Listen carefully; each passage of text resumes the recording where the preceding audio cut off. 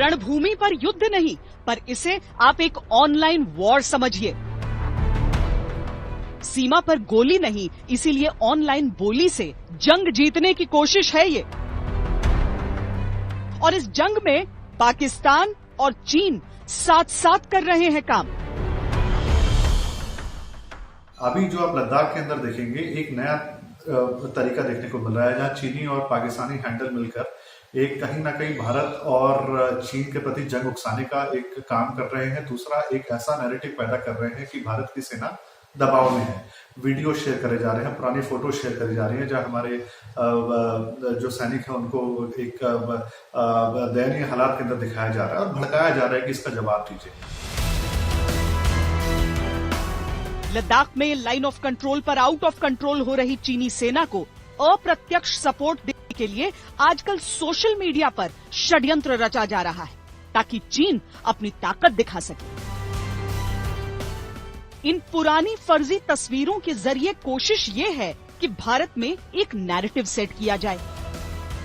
पहला, लोगों को ये बताना कि सीमा पर खून खराबा है और ये बात आपसे छिपाई जा रही है। दूसरा ये कि चीनी सेना भारत पर भारी पड़ रही है। हकीकत ये है कि ये दोनों ही बातें सरासर झूठ हैं। सारी आर्मीज एक साइकोलॉजिकल वॉरफेयर सेल होता है उनका, जो ऑफेंसिव डिफेंसिव दोनों होते हैं। चाइना का भी है, पाकिस्तान का भी है, और भी अदर देशों का है। ये सेल जो होता है, ये जो अपनी फोर्सेस की काबिलियत है उनको बढ़ा चढ़ा के प्रोजेक्ट करता है, ताकि दुश्मन को एक डरा सके, शॉक एंड ऑ में डाल सके लड़ने से पहले ही, और हमारे वॉर फाइटिंग पोटेंशियल को उसकी दुगनी चौगनी बढ़ोतरी कर सके साइबर इंसर्शन से। इस तरह के हैंडल्स को बॉट्स कहा जाता है, जो कि एक फेक आइडेंटिटी के तहत एक ऑटोमेटेड सॉफ्टवेयर पे या मैनुअली भी चलाए जाते हैं, बट वो खाली प्रोपेगेंडा को ट्वीट करते हैं या कुछ रीट्वीट्स मारते हैं। इनका कोई पर्सनल वो होता नहीं है। तो जो एजेंडा के तहत जो इस तरह का मिस इन्फॉर्मेशन फैलाना होता है, वो उस हैंडल्स के द्वारा फैलाया जाता है। चीन ने 1997 से ही एक मुहिम के तौर पर साइबर वॉरफेयर में इन्वेस्ट करना शुरू कर दिया था।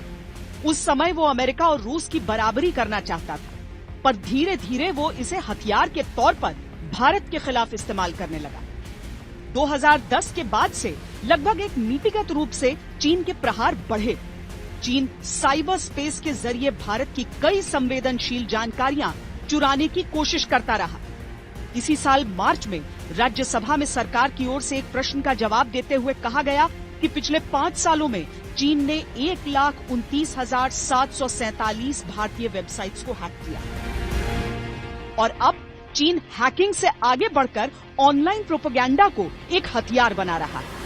स्पष्ट है कि मौजूदा दौर में जब चीन दुनिया की नजर में पहले ही बहुत गिरा हुआ है, वो कोई खतरा नहीं उठाना चाहता। इसीलिए अपने पाकिस्तानी गुलामों की मदद से LAC की एक झूठी तस्वीर गढ़ना चाहता है। देखिए, एक तो देश के पास एक सशक्त नेतृत्व भी है, सक्षम नेतृत्व भी है। देश का मस्तक कभी झुकने नहीं देंगे। यह भरोसा तो देश की जनता को है।